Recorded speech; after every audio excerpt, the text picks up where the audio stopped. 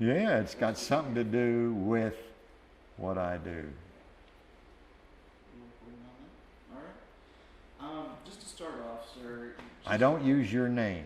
I just answer it. Yes. Okay. And I keep looking at you, and I don't look here. You don't want me to look here. You want me to look at you. I don't use your name, and I just answer whatever you talk about. Absolutely, sir. And so the narrator then on the film will do something, and my answer will fit in. Sounds like a plan. Just to really start off, when I say the word flight or flying, what does it mean to you? Does it evoke an emotion? Is it state of being? What is flight? With my background, it's almost a technical answer. I would think about what I mean, you know, off the earth, moving around. I would think of birds. I would think of airplanes, that sort of thing. I wouldn't connect it emotionally with myself at all. That's almost, to me, with my engineering background. I was an aeronautical engineer at the University of Texas, which I took incidentally so that I could become a better pilot. That was always my dream from the time I was small. So flight then doesn't really connect emotionally to me. So while you were at the University of Texas, you went through ROTC, Navy ROTC, but why did you choose the Navy rather than some of the other services? We were speaking with Gene Cernan yesterday where he was talking about how, you know, he always wanted to do Navy, but, you know, some of the other services were flying at the same time. You had Air Force and the Army. Sure. So why did you choose the Navy? I have wanted to be a pilot since I was a small boy, 10 or so. I grew up in World War II, so I saw them in the movies, and I wanted to be a pilot, but I didn't know whether it's Air Force or Army or whatever it was, or Navy. But as I got a little bit older, I began to hear that Navy pilots were better because they had to land on aircraft carriers. That appealed to me, and so I said, I want to be a Navy pilot because I want to be the best pilot I can be. I found out later that Navy pilots are good. Air Force pilots are just as good. Marine pilots are just as good. Some are better than others, just like everything else, every other profession. But we get trained to land on carriers, which is very difficult, very difficult. But you could take Air Force guys and do the same thing, train them to do it, and they'd do it just as well as I did or better. So it was more following a myth, and I was glad I did because the Navy is a special place, an armed service, special armed service, relative now to the Marines or the Air Force or the Army, in my opinion. So after you got commissioned and everything, what was Navy life like for you? Well, I'd been dreaming about it for a long time, and I went to the University of Texas on an NROTC scholarship. So we had summer cruises, and so we got introduced to the Navy sort of that way over those 4 years that I was at the University of Texas. So going away to the Navy wasn't all that strange, you know. I fit right in, and I was going to flight training, and so at flight training they're telling you what to do. You have a regimen, you have a syllabus. I was in pre-flight school, you know, so it wasn't that much different than what I'd been doing before. So it gradually transitioned me in to Navy life. One of the nice things about the military, particularly the Navy, which I know most about, is they train you to do what they want you to do. I've noticed in the outside world, often they'll hire somebody, they'll want him to be a marketing manager, but they don't give him any training as marketing manager of that company. They say, well, you come in and learn that. But the Navy, when they want you to fly, they train you to fly a Navy way. I think that's a wonderful thing to do, because that way when you're called on to do a job in the Navy, they've told you how to do it, and then you can go do it and learn to do it even better and that sort of thing. But still, Then when you're promoted and you go, like I went to test pilot school, they sent me to school for 9 months teaching me how to be a test pilot. They didn't just say, well, this guy's a good pilot, he'll figure it out. They guide you along. It's wonderful. Could you talk just briefly about the teamwork and the camaraderie that you had during your time in the Navy? Well, it's the teamwork and camaraderie in the Navy is different from any place I experienced before. I can remember going to the squadron there and being surrounded by people that wanted to fly airplanes. I was never in that situation ever before. Certainly in high school and college, people were going to do all these other things and kind of looked at you strange if you wanted to be a military pilot. You know, what would you want to go do that for? You know, that's dangerous. And why would you do that? But I always wanted to. And so here's all these other guys in the squadron. They want to do it too. We're all trying to do it. And we're not competing except in performance, whether we could bomb better than the other guy or shoot bullets better. You know, all these skills, land on the carrier better. You all are doing that, but together you're not trying to get that guy's job over there. Because in the Navy, you don't do that. I came in as an ensign. I was the lowest rank in the squadron. That's good. I didn't feel different. Lieutenant JGs weren't trying to take over the skipper's job. And in companies outside the military, there's a lot of competition to bring down the guy ahead of you so that you can take his place, in the same way on. It doesn't make you exactly have good camaraderie. It makes you play like you've got good camaraderie, but really, if you're ambitious, you don't have any of it.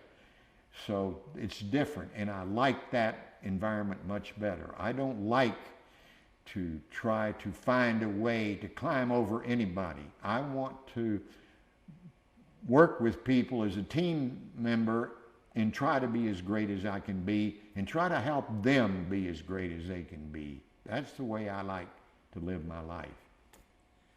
So you've had countless hours behind the stick on a number of different aircraft. Could you talk briefly about some of the aircraft that you have flown, both as an aviator and then as a test pilot, and maybe say something that's memorable that you would want younger generations to know about? Well, I can remember graduating from flight training, getting my gold wings, and had my mother pin them on. And I wanted to be a fighter pilot in the best, fastest airplane the Navy had, which was a F-8U Crusader, okay? I'd look at it when it landed a field near me or something. Boy, that's the plane I want to fly. And then when I got assigned, I was assigned in training as an attack jet. We'll stop and let that go by. And I'll pick up back. Not a problem, sir. Okay. Let me back up and think what I was saying. When I graduated from flight training, got my gold wings and my mother pinned on. That was a very happy day. I can remember thinking, I hope they assign me to F-8U squadron, fighter squadron, because that is the fastest, best airplane in the Navy. Well, it didn't happen that way. They assigned me to a jet attack squadron flying F-9 F-8s, Cougars.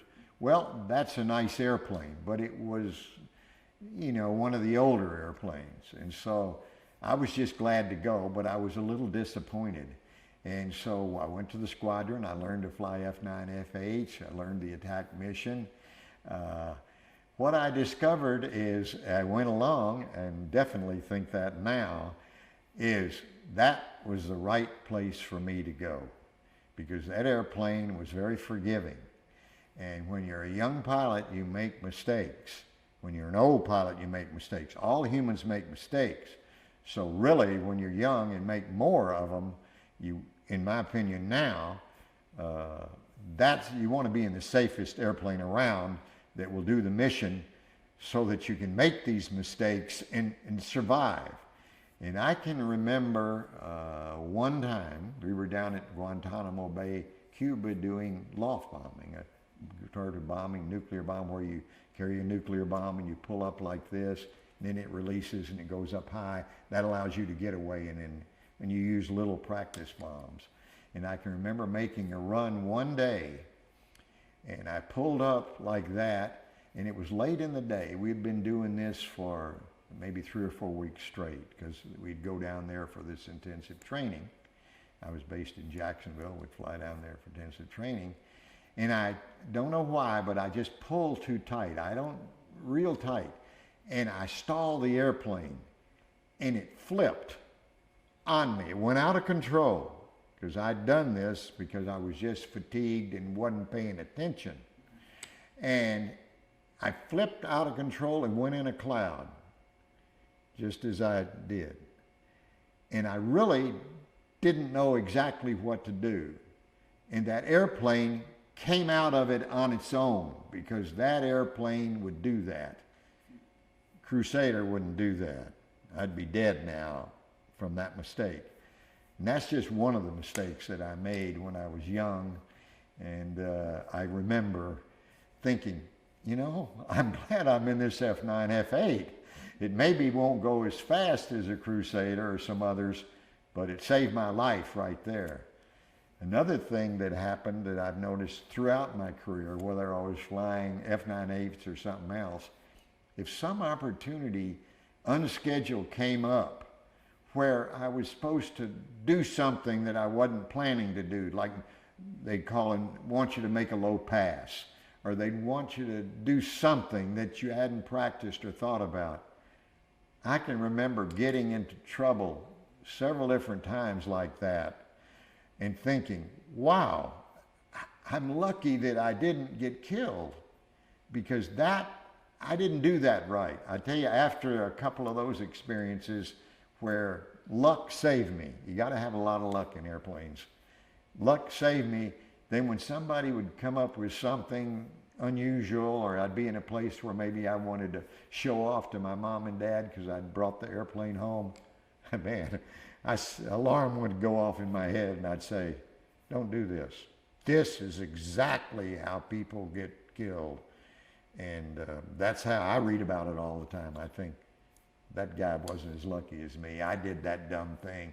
He did.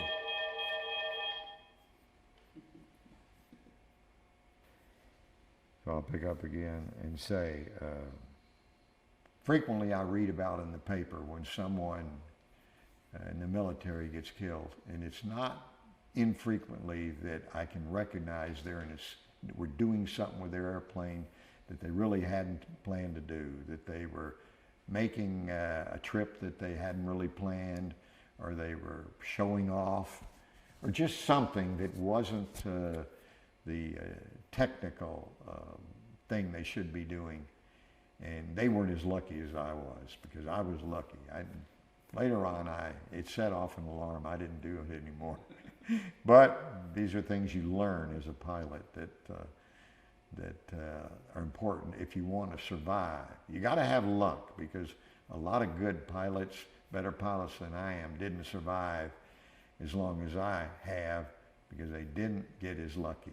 So I hope good luck for anybody that happens to watch this video or this movie. Is this going to be a video?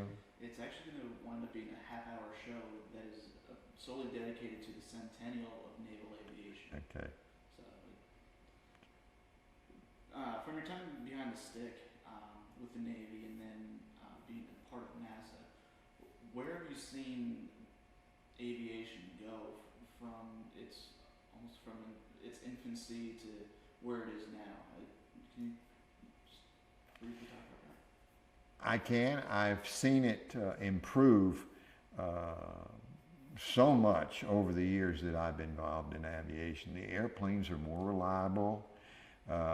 What they can do on their own is amazing.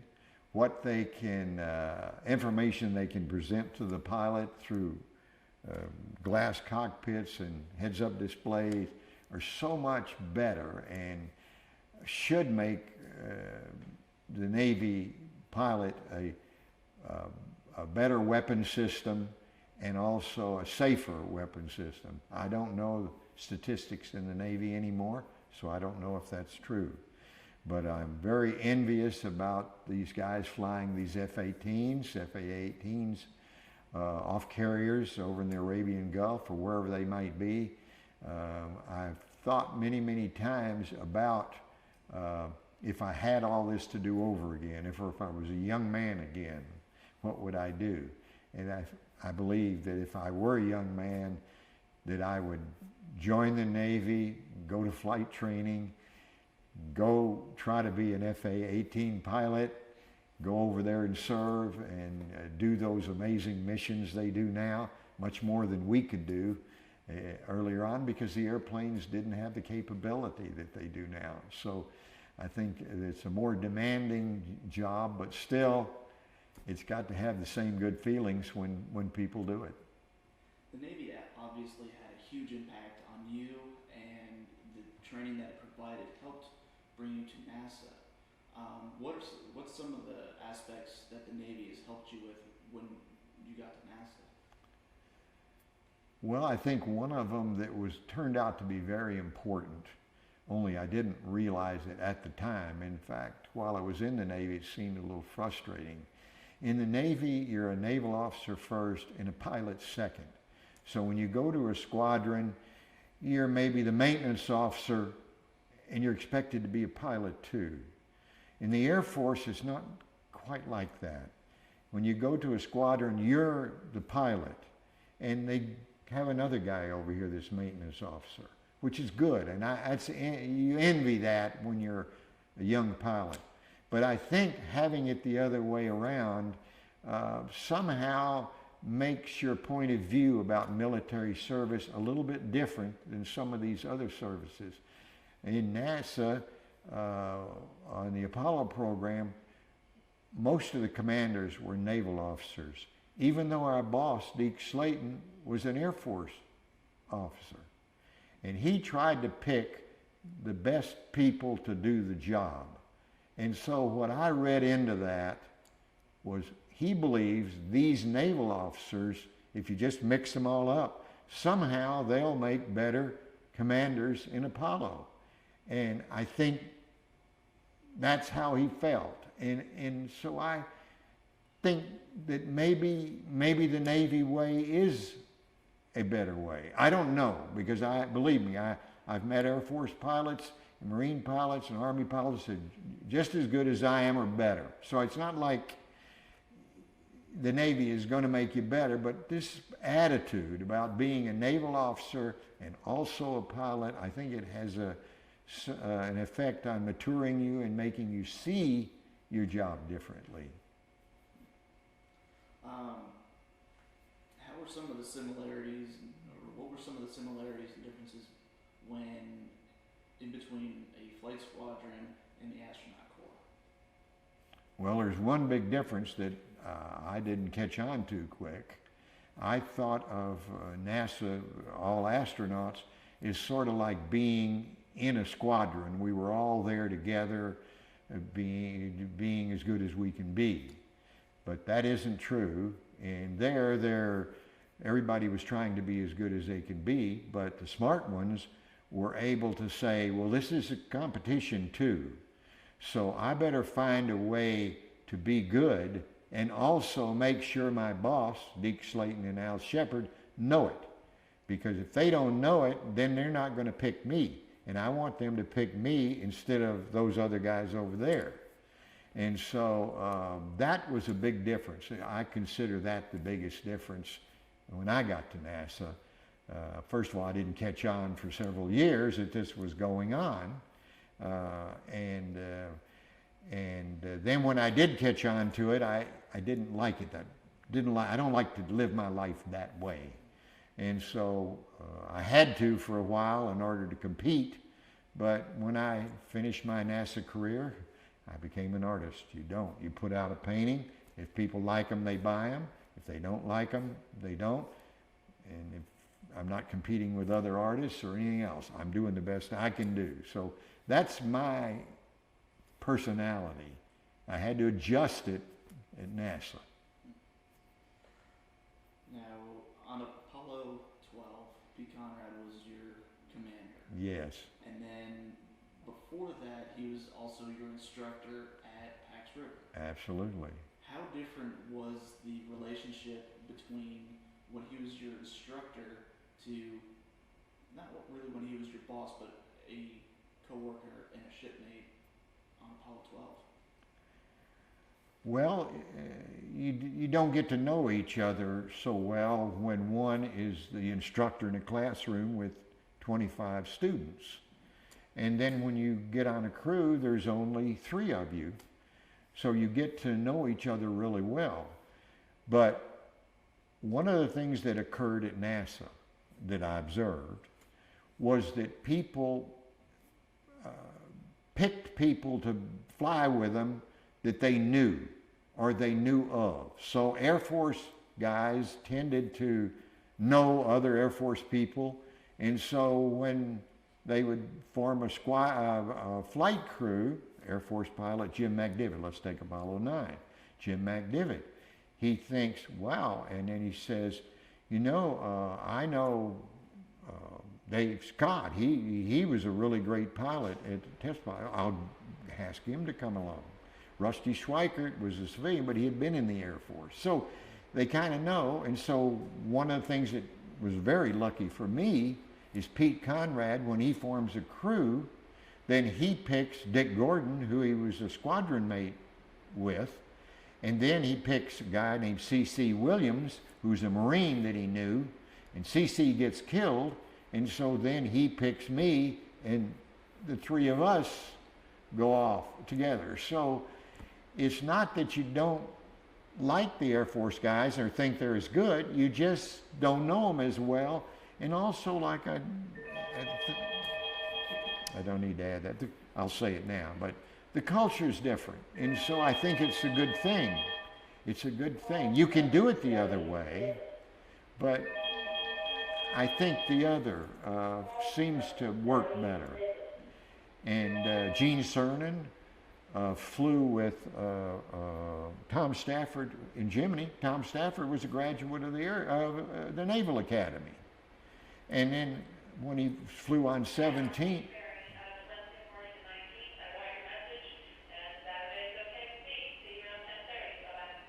okay. Anyway, I've said enough on that subject. So it isn't you can't do it the other way. It seems more like it's more comfortable, and you know those guys better. You've known them. Pete knew me for 10 years or 5 years before I ever showed up. And then we were off doing different things, but he still knew me where he didn't know maybe Dave Scott so well. Now, when you actually got onto the moon on Apollo 12, is there anything, any amount of training that the Navy or NASA or anybody can give you for what you're about to experience as you take the steps off that ladder? Oh, yes. I think the NASA, the way you try to train somebody is the Navy way, and Air Force and others. You try to anticipate what skills they're going to need. And so you teach them those skills in simulators or something. And then you try to anticipate the unusual environment they'll be in using those skills. And then you try to simulate that too. And that's what we did. And so the same way the Navy teaches you to be an airplane pilot, then NASA teaches you to be a spaceship pilot. And then the same way, I guess, the Marines teach a fella to get on the ground and be a good infantryman or a tank commander or something, then they teach you that part of it. It's geology, you don't have a tank or a rifle, but the same things apply. So the training is just the same, and the principles are just the same. And so I feel blessed all the time. The military spent so much time, and NASA spent so much time teaching me things. and so that I could do my job better. It's been wonderful. It's every human, male and female, if they were smart, would join the military, even if they didn't want to be in the military for more than 2 or 3 years, and it would start them on their path to professionalism in a way that would mean a lot. Now, other people can overcome it, but this way everybody would have a better head start. I thank my lucky stars all the time that I accidentally was fortunate enough to start in the Navy and have the Navy teach me these things. They expect you to be on time. They expect you to tell the truth. They don't expect you to sell this product to some guy that doesn't need it. They expect you to tell the truth. They expect you to be reliable. They expect you to get along with other people that maybe you like or don't like for the good of the military. The military teaches you to be a patriot and an American. A lot of people think they're Americans and they're not. Most of the congressmen and senators up there, you don't need to put this in there, they need to rip that American flag off their lapel and put their own damn picture on there, or a picture of a donkey or an elephant, because they're not patriots to this country. They are self-serving guys. And the Navy teaches you how not to be. Now, you may turn out to be very self-serving later, but you've got some people that show you the way to be a good patriot and a good American.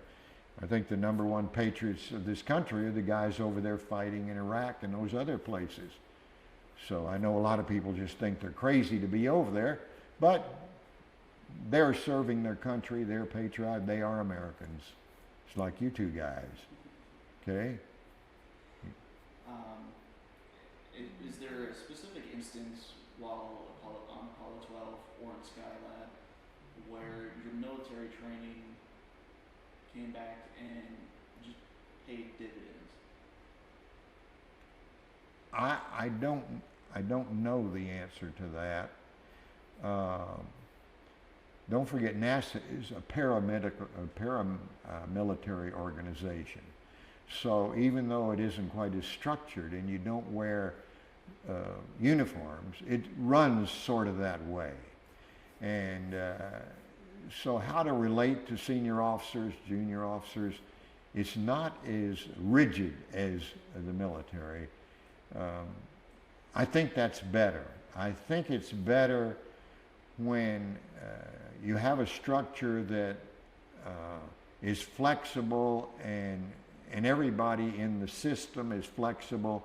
They know who the final authority is, but the give and take is not so regimented, where people can argue with. I could argue with Pete and say anything I wanted to him, and it didn't have anything to do with the command structure, because he knew if he said to me, "I've heard it, Al, I want you to go do it anyway," I'd go do it anyway. You know what I mean? But I could holler at him as I left, "This is a dumb idea, but I'm going to go do it." But I think that's better than some rigid military policies, because everybody has good ideas, and 2 heads are better than 1, 3 heads are better than 2 or 1, and that way you get the best from every single person. You can't always get that in the military, because people down at the bottom are afraid to go up and do it. One other thing that I think is different about military leadership that's important, and I believe maybe it's changed, needs to be changed. In the military leadership books and the thing that you talk about, the leadership comes from there down to here. I believe that that's good, but it needs a lot of feedback. And not only that, an individual, if you read leadership books that I read in those days, they taught you how to lead the people below you. I think an equally important thing they don't talk about in the military is you need to learn to lead the people above you, because they need leadership too by people that are down here in the trenches or know this part of the job better than they do. But they don't teach you how to do that. I had to learn that at NASA. I had to learn how to tell my bosses, you know, that's a good idea, but here's the way I see it. From here, it looks like maybe it's not as good. So, and be able to do it in a way that doesn't offend them, and maybe they would say, you know, I think I'm going to change. Because, like I say, people below me have given me a lot of good ideas. I flew as commander of a Skylab mission. And it was a great mission, but it wouldn't have been near as great without the fellows that were below me keeping me straight and saying, Al, I don't think that's a good idea. Maybe if we did this, I think if we don't want to do that, we want to do this. I always listened to them, and I didn't have my ego invested in a way where I said, well, I'm the commander, we're going to do it the way I said first. It was always for me, well, that's a better idea than I thought of. Let's do that. Let's try it anyway and see if it works.